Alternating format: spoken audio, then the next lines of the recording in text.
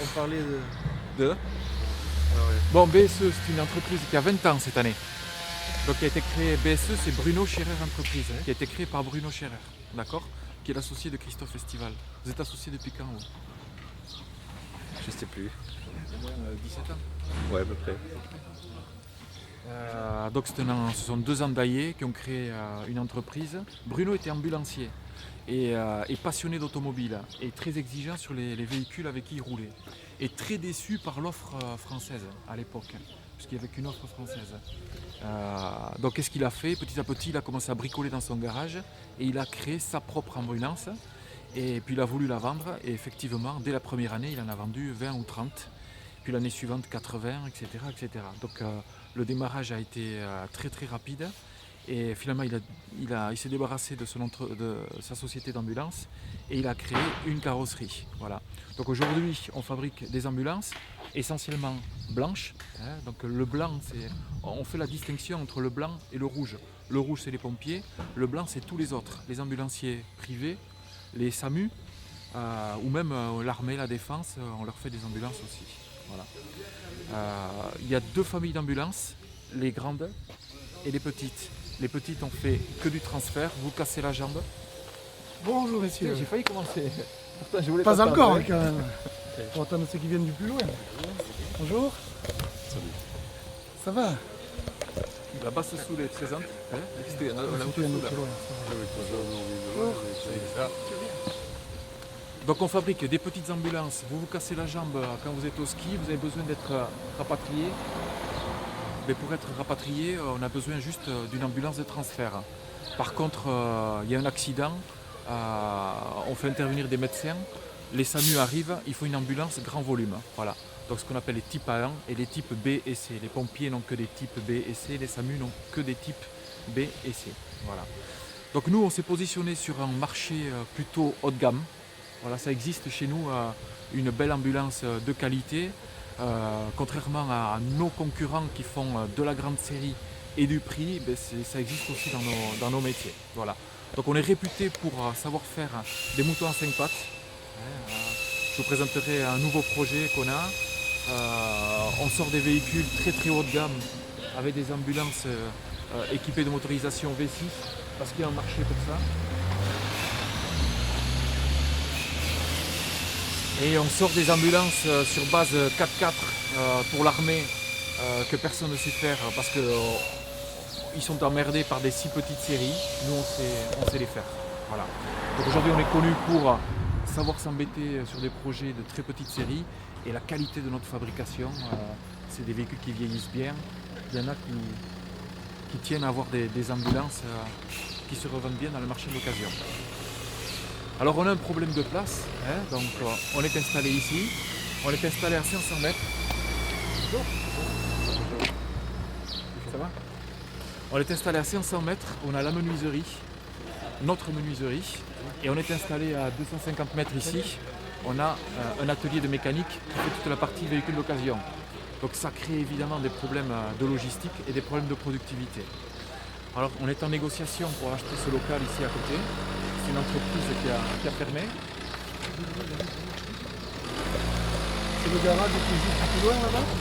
Ouais, qui est au bout là-bas. Soupité ou... Ouais, Sopit. Ouais. C'est chez nous aussi.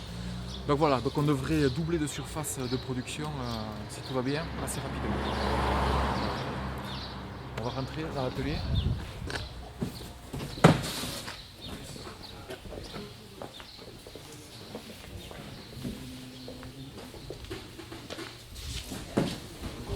Voilà, on commence par des châssis standards, tout simples, hein, des véhicules utilitaires. Ces véhicules utilitaires destinés aux maçons ou aux TP, ben, il faut les transformer en véhicules destinés aux multifracturés. Donc on va les équiper. Les équiper, ça va assez loin, c'est-à-dire qu'on va d'abord passer tout le faisceau électrique, ensuite l'aménagement, mais on va surtout enlever tous les essieux arrière pour installer des suspensions hydropneumatiques. Quand on est multifracturé, on a besoin d'abord de souplesse. On va rajouter de la climatisation, on va rajouter du chauffage. Ce sont des chaudières qui sont connectées directement au réservoir à gasoil. On va rajouter de l'électronique parce qu'on va tester constamment la batterie pour pouvoir redémarrer. C'est pas seulement des petits hôpitaux ambulants, hein, ce sont aussi des véhicules, ça doit rester des véhicules. Donc on contrôle constamment la batterie pour pouvoir redémarrer. Et ce contrôle batterie, on va mettre des logiciels qui vont délester tous les autres consommateurs pour éviter de se retrouver avec des batteries déchargées. Voilà. Donc là on reçoit un utilitaire, on va le déshabiller et on va commencer à placer tous les faisceaux. Ça, c'est un utilitaire comme nous, on pourrait l'acheter. Les mêmes. Et Les mêmes. vous travaillez sur cette base. mêmes. Quoi. Les mêmes. Sauf que nous, on a des options qui sont standards. Aujourd'hui, toutes les ambulances, il faut qu'il y ait une climatisation. Il faut que ce soit de couleur blanc. C'est quelqu'un de chez nous, ça? Oui. Ah oui, c'est Jean-François. Tambouret? Ouais. D'accord. Voilà. Donc c'est exactement la même chose. D'accord. Après, nous, on s'adresse directement aux constructeurs automobiles. On a une position de concessionnaire ici. C'est-à-dire qu'on a des remises très très importantes des concessionnaires Oui. qui répercutent directement aux clients. Parce que vous y rajoutez de la valeur par-dessus. Hein. Ben, on vit de la transformation, on vit pas des châssis. On vit pas des châssis. Donc si vous êtes intéressé par des châssis, vous en Elle est placée celle-là.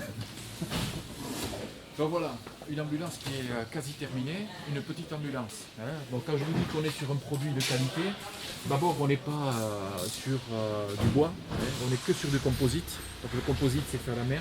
Il y a un gros travail d'industrialisation au départ, et ce qui fait qu'ensuite ça se monte extrêmement facilement. Les jonctions sont bien étudiées. On a une seule pièce pour le côté gauche qui intègre tous les rangements et les placards. On n'est pas en train de passer du temps à assembler tout ça. Non, on pose un côté gauche, un côté droit, un plancher, un plafond, une séparation.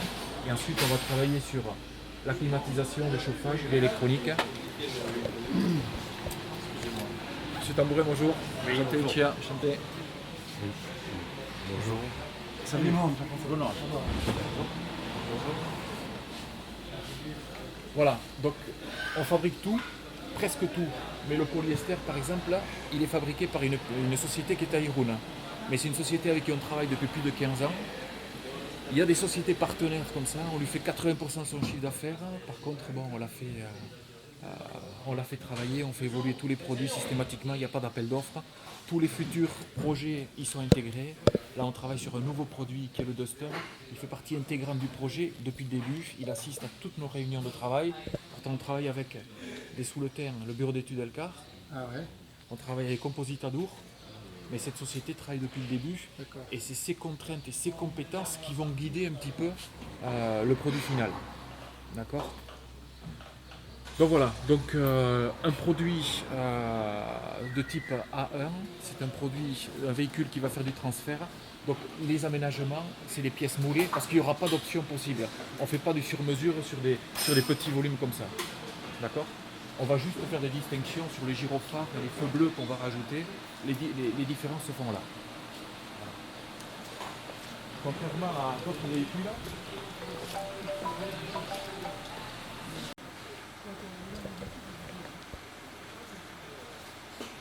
Une demande spéciale. ça c'est une commande spéciale de la police de Bilbao. Ah ouais. Police de Bilbao. Ouais. Donc on leur fait pas mal de véhicules. Hein. Donc là typiquement, si un jour on vous arrête à Bilbao, Voilà. qu'on vous fait souffler, eh bien, on vous invitera à monter dans un véhicule de BSE, c'est un privilège.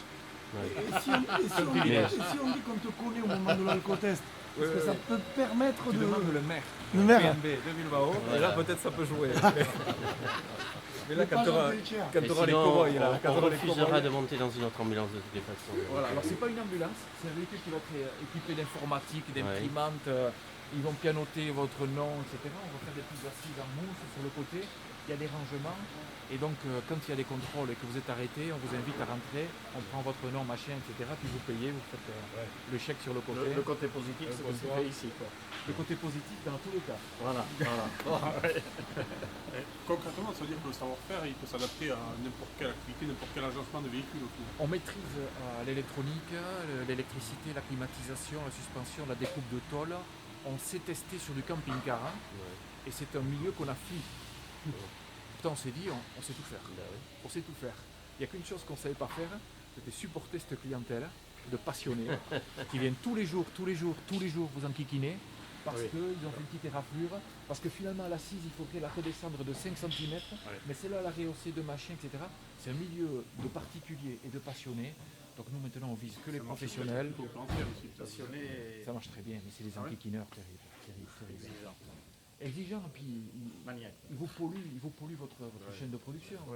Vous faites des bricoles qu'on ne peut pas facturer, ils viennent toutes les semaines, ils ont le temps, c'est leur dada. D'accord. L'exigence, c'est parce qu'il y a la caméra. Donc voilà, c'est un environnement qu'on a fui. Mais oui, effectivement, on peut. Guillaume, responsable fabrication. Je vais faire le tour. Bonjour. Je ne m'aurais pas présenté, je serais passé incognito. Bonjour. Bonjour. Pardon. Monsieur, pardon. Bonjour.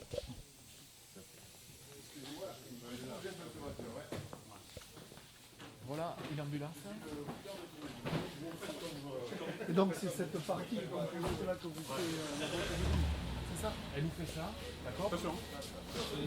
Et Guillaume, attends une minute, on va regarder. Non, je le mets droit.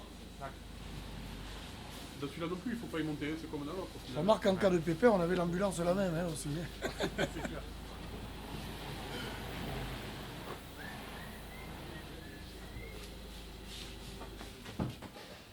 Bon, ça c'est une grosse ambulance, mais c'est la plus petite des grosses ambulances. D'accord. C'est un produit qu'on a développé. Parce qu'aujourd'hui, il y a ce qu'on appelle des gardes préfectorales, c'est-à-dire qu'on impose aux ambulanciers privés d'avoir des ambulances de gros volume, c'est-à-dire où il y a une hauteur de plus d'1,80 m. Mais ils n'ont pas les marchés pour ça. Mais ils sont obligés de faire des gardes préfectorales le week-end. D'accord. Donc on leur a trouvé un châssis plus court, donc moins cher que les autres, très maniable, très facile à conduire, très facile à ranger dans des garages où on n'a pas les garages des SAMU. Et donc c'est le master court, on appelle ça le master L1 H2. Donc là c'est un véhicule où on a équipé tout le polyester. Il est parti en menuiserie, on lui a fait des rangements. Ça c'est du standard mais ça pourrait être du spécifique. On est sur une qualité là aussi et de matériaux. C'est un produit qu'on fait fabriquer que pour nous. C'est des panneaux sandwich de PVC, de stratifié et de PVC. Et ensuite on intègre des profilés aluminium. Ça coûte cher, mais ça vieillit très très bien. C'est un produit qui n'existe pas sur le marché, qu'on fait fabriquer. Pourquoi? Parce que quand on tape par exemple avec une bouteille d'oxygène, le PVC absorbe le choc, tandis que le stratifié, lui, il va exploser. D'accord. Donc, PVC contreplaqué, PVC. Voilà. Ce véhicule, il passe en menuiserie, il revient ici, on va lui mettre des plans de travail, on va lui faire toute la finition électrique, tous les équipements, etc. Donc tous nos véhicules sont contrôlés à 100%. Aujourd'hui, on est le deuxième fabricant français. Voilà, c'est-à-dire que le plus gros, c'est le groupe Gruau, lui, il a racheté tous nos concurrents.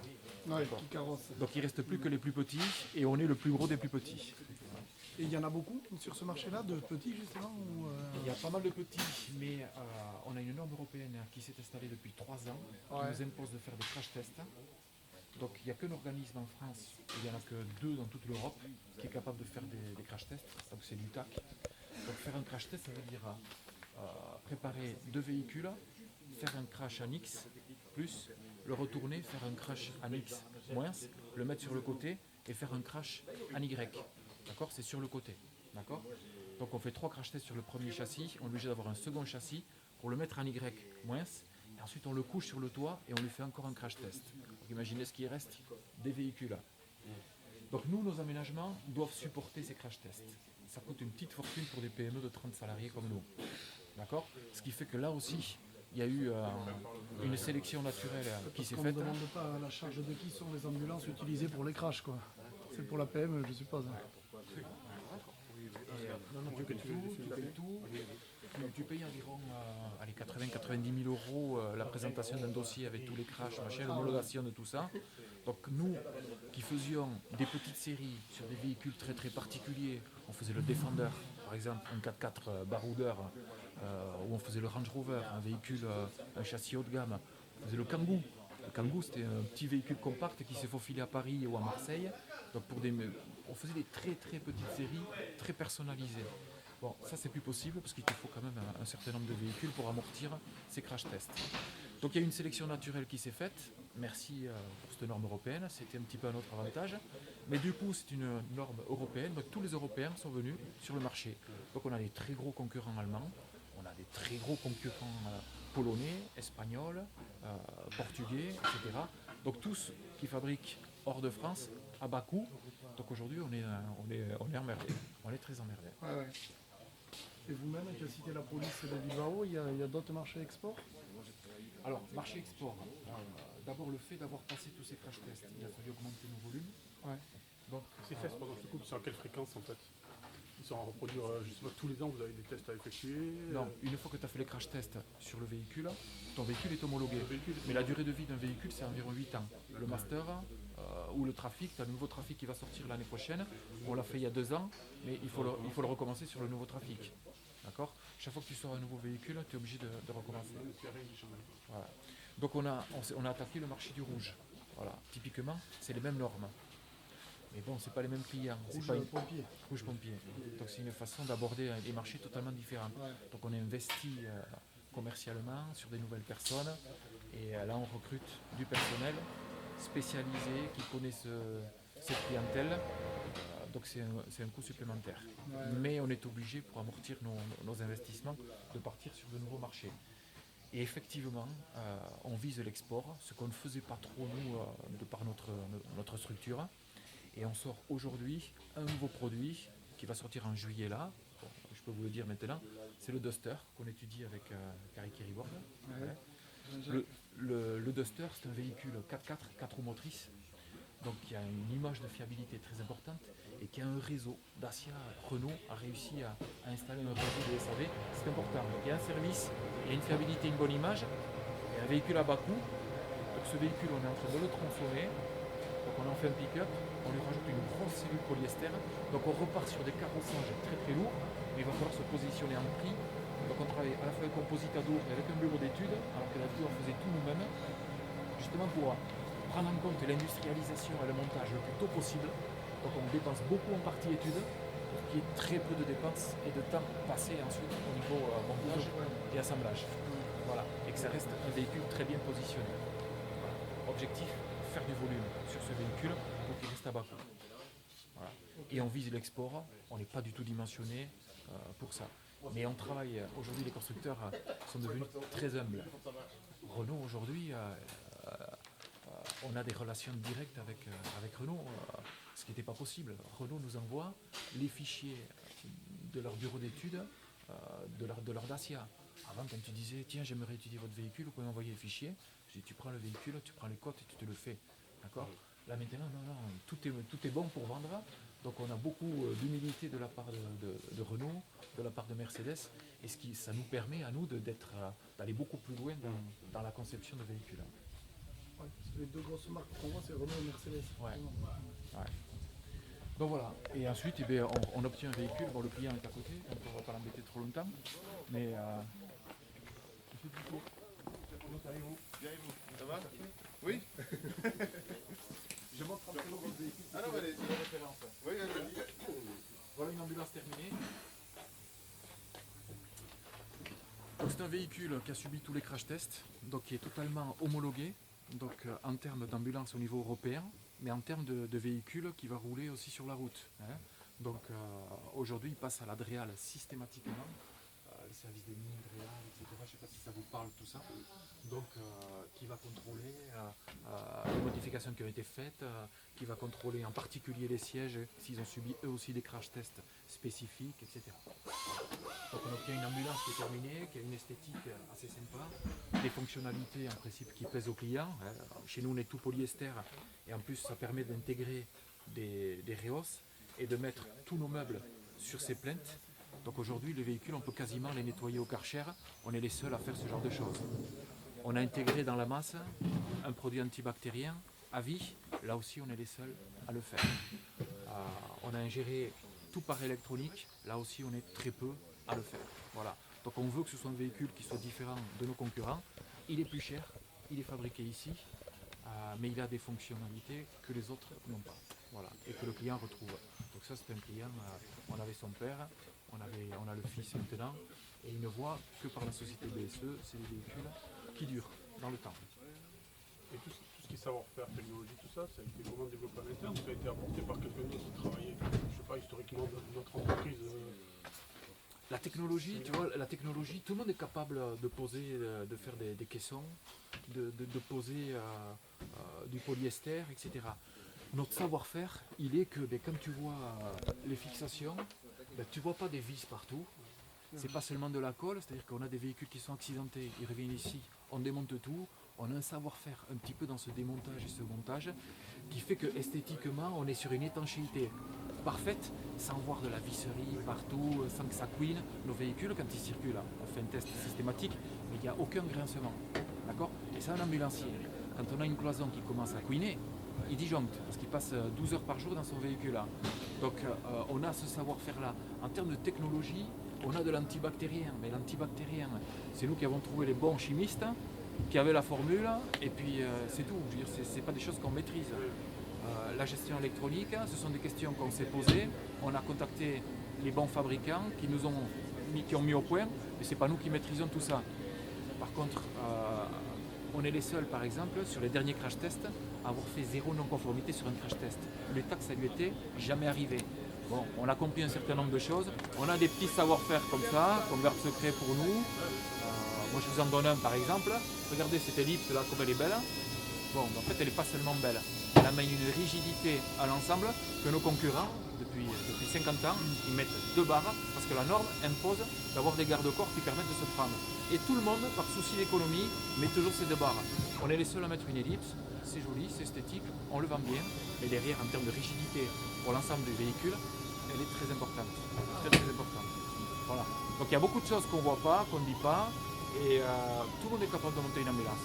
Aucun problème, aucun problème.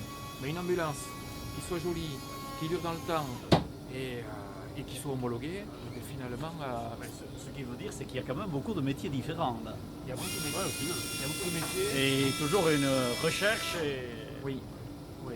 On a un patron, technique. Bruno Scherer, qui est ambitieux de ce côté-là. C'est-à-dire faire ce que tout le monde fait, ça l'insupporte. Ça l'insupporte. Donc que ce soit à l'intérieur ou que ce soit sur le choix des châssis, on est toujours sur des choix différents. Voilà, des choix différents. Mais on est obligé parce que de toute façon, on a des concurrents qui sont plus gros, donc de toute façon ils feront au moins aussi bien que nous et beaucoup moins cher. Et beaucoup moins cher. Donc à chaque fois il faut qu'on soit un petit peu différent. Le problème, c'est de toujours de garder une longueur d'avance, de faire quelque chose que nous Alors pour garder cette longueur d'avance là, eh bien déjà il faut garder son personnel. Voilà. Ouais. Et ensuite il faut le motiver. Et nous, ça a été le gros travail qu'on a fait depuis 3 ans et depuis 2 ans en particulier. Aujourd'hui, cette motivation du personnel, cette recherche de qualité, cette exigence, elle ne peut pas être portée par l'encadrement. L'année dernière, typiquement, on avait fait beaucoup d'investissements jusque-là. Ça a été une année catastrophique. Ça a été une mauvaise année. Et le marché n'était pas si mauvais que ça. Mais on a fait des recherches et on s'est rendu compte que les gars avaient lâché. Cette exigence, cette qualité, cette motivation, l'information, la communication ne passait plus avec les gars. Donc il a fallu, on a décidé, nous notre système c'était toujours de mettre les gars dans les meilleures conditions pour qu'ils travaillent sur la valeur ajoutée, sur leur travail. Tout le temps qui passait c'était de la valeur ajoutée. Et nous on se tapait toutes les merdes, le contrôle, l'ensemble des problèmes étaient portés par nous, les améliorations étaient portées par nous, les problèmes des clients, on les gardait pour nous. Maintenant c'est fini tout ça. Maintenant c'est fini. Depuis l'an dernier, on a fait un point, on a dit l'an dernier on a fait 180 véhicules. On aurait pu en faire 200 ou 220. Donc on a mis en danger la société. Donc il y a eu une démotivation. On a dit à partir de maintenant, on va travailler différemment. Déjà tous les plannings, par exemple tous les plannings, on fait des plannings quotidiens qui sont découpés entre tout le monde pour que le gars il n'ait pas à réfléchir et hop il sache très bien ce qu'il a à faire. Ça c'est fini. On lui donne un objectif pour la semaine. Et il sait très bien qu'on a un objectif pour l'année qui est découpé en 52 semaines et chaque semaine il a des objectifs à tenir mais collectifs. C'est-à-dire on a un certain nombre de véhicules, on a un programme qui est à tenir. Et bien entre eux, à eux, de se répartir le travail comme ils veulent, etc. Et ça marche très très bien. La qualité, c'était le contrôleur final qui corrigeait toutes les non-conformités. Et on avait énormément énormément de non-conformité. Et nos véhicules ressortaient avec 0 non-conformité parce qu'elles étaient toutes corrigées par notre service qualité. Ça, c'est fini. On a un contrôle final, mais il y a un autocontrôle qui a été mis à tous les niveaux et les gars, ils signent, ils font leur contrôle, etc. Et si on trouve des non-conformités, on fait quasiment plus de contrôle sur ce qu'ils ont contrôlé, mais si on tombe dessus, ils sont informés, et surtout si le client s'en rend compte, ils sont responsables directement. Et ça marche, et ça marche. On a gagné entre 15 et 20% de productivité là-dessus. Parce qu'il y a une auto-émulation ou Les gars, ils ont compris.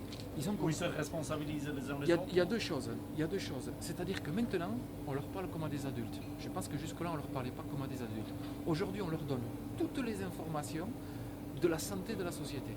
On dit, là, quand on mettait une courbe comme ça et que vous êtes en dessous, eux, ils n'ont pas besoin de réfléchir très longtemps. Ils savent que ça ne va pas et qu'il faut travailler beaucoup plus pour être au-dessus. D'accord? Et ça, ces informations, ils les ont. On va aller voir le tableau. Voilà, c'est le premier indicateur. Donc automatiquement, le planning, ils se débrouillent, ils s'organisent, c'est eux qui le font. Le contrôle, c'est eux qui le font aussi. Donc, quelque part, ça responsabilise. Ils ont une conscience professionnelle. On a peut-être des très bons gars. Hein. Enfin, bon, moi je vous dis, on a des très bons gars, mais pas meilleurs qu'ailleurs. Et avec un tempérament, un caractère pas plus facile qu'ailleurs. Est-ce qu'il y a eu, il faut l'évoquer quand même, un retour financier ou enfin, par rapport Exactement. Le retour financier, on a dit, à partir de maintenant, vous êtes responsable. On va vous donner toutes les infos. Tous les mois, on fait un point, on vous donne tous les chiffres. Par contre, à la fin de l'année, s'il y a des résultats, on met en place un intéressement et 20% des bénéfices, ils vont directement chez vous. Et pas répartis entre les cadres à proportion des salaires, des machins, etc. Non, répartis au nombre de personnes. Égalitaire. À égalité. Voilà.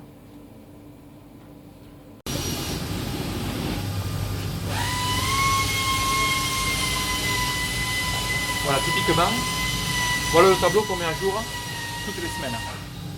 Donc toutes les semaines, ils savent si ça va ou si ça va pas. Bon, là ils savent que le problème, il vient pas de chez eux. Aujourd'hui, il y a une crise économique qui est importante. On a un carnet de commandes qui a baissé, mais qui n'est pas mauvais encore. Qui est pas mauvais. Seulement aujourd'hui, les constructeurs automobiles sont dans la merde. Donc ils ne nous livrent pas les châssis. Donc nous, on manque de matières premières. De la part des constructeurs automobiles, les commandes que l'on fait, les châssis à 20, 30, 40 000 euros qu'on achète. On n'arrive pas à se faire livrer. Donc les délais de livraison explosent. Donc nous, il nous manque la matière première. Donc le mois de mai a été catastrophique. Donc on a envoyé tout le monde en bas. Qu'est-ce qui explique ces délais de livraison alors que justement les usines ne sont pas débordées? Avant, tu disais je veux un Renault Master. Parce que ce n'est pas des choses extraordinaires qu'on demandait. Climatisé, 150 chevaux, etc. Si tu ne le trouvais pas sur Bayonne, tu le trouvais sur Dijon, tu le trouvais sur Brest, on te faisait descendre le véhicule et il y avait toujours un châssis disponible en France. Maintenant, tu n'as plus un châssis disponible en France. Les stocks sont à zéro. Toutes les concessions ont réduit leur stock, les constructeurs automobiles ont réduit leur stock. Donc là, maintenant, tu passes une commande, tu as minimum 3 mois de délai pour avoir un châssis. Vous n'achetez pas à l'usine, vous achetez à des concessionnaires. Non, non. Tu as un service commercial centralisé national qui, lui, a une base de données et qui regarde s'il n'y a pas des châssis qui sont dispo dans toutes les concessions. Toutes les concessions se travaillent en réseau. Chez Renault en particulier, c'est très efficace. Donc maintenant, non, c'est l'usine qui commande, et je ne sais pas si c'est elle qui fait ses appros en fonction de notre carnet de commandes, de nos commandes. C'est un gros problème. Et on en a beaucoup souffert. Donc là, typiquement, on est passé... Bon, 220, c'était l'ambition qu'on s'était donnée. 220 véhicules cette année. L'an dernier, on s'était arrêté à 180. C'était pas bon. Là, je sais que déjà, on est pas mal, on va être juste en dessous, mais ça va être une bonne année dans un contexte qui est très compliqué. Très compliqué. Voilà. Les gars, toutes les semaines, moi je leur fous des alertes. Quand la pente elle commence à s'approcher un petit peu, je leur dis attention. Et ça suffit. Les semaines suivantes, ça remonte. Ça remonte. Ils sont au courant de tout. Ça, c'est le quantitatif. Le qualitatif, c'est autre chose. On a un contrôle final, on a du SAV, on doit fixer l'impôt, mais là, de temps en temps, les gars, quand ils voient qu'un polyester à l'intérieur est rayé, c'est pas un spécialiste du polyester, mais il voit très bien que le polyester est rayé. Le contrôleur final, il va détecter que c'est rayé, et une fois que le véhicule est terminé et nettoyé, on va refaire une réparation qui va tout ressalir, donc on va renettoyer à nouveau, etc. Donc c'est un surcoût, quand tu fais un contrôle final uniquement, c'est un surcoût qui est très important. Là, ce qu'on demande à l'électricien, une alerte est un problème que je ne peux résoudre seul. Je suis électricien, je vois un problème de polyester, je suis pas un spécialiste, mais je peux te dire que ça, il y a un problème. Eh bien, tu me mets une alerte sur le pare-brise, tu viens de l'embarquer ici, et le responsable de fabrication, lui, il passe devant, dès qu'il voit une ligne, il dit merde, qu'est-ce qui se Il passe? n'attend pas la fin, quoi. Et j'attends, je fais la Il réparation. vaut mieux anticiper, quoi. Je fais la réparation au plus tôt. Plus tôt on le fait et plus on gagne d'argent. Voilà. Donc on n'est que sur des petits outils comme ça. On a réparti toutes les zones aussi. Nous, ce sont des véhicules. Donc, personne n'a une zone dédiée. Donc c'est difficile parce que le véhicule, on va le passer sur le pont, ensuite on va le passer ici, etc. Un jour, il va travailler là, le lendemain, il va travailler. Le gars, il n'a pas de zone dédiée. Et bien finalement, on a tranché dans le vif, on a fait des zones dédiées. Tous les gars sont responsables du nettoyage de leur zone, du rangement des machines, etc. Voilà. Donc avant, on avait un bordel ici, on travaillait comme des artisans, mais on ne jetait rien. Un véhicule d'occasion, à tout moment, il pouvait demander une pièce, on lui bricolait un truc, un machin, tout ça c'est fini. C'est fini. On garde le juste nécessaire autour des véhicules là. On était un peu contraint par la place qu'on avait aussi.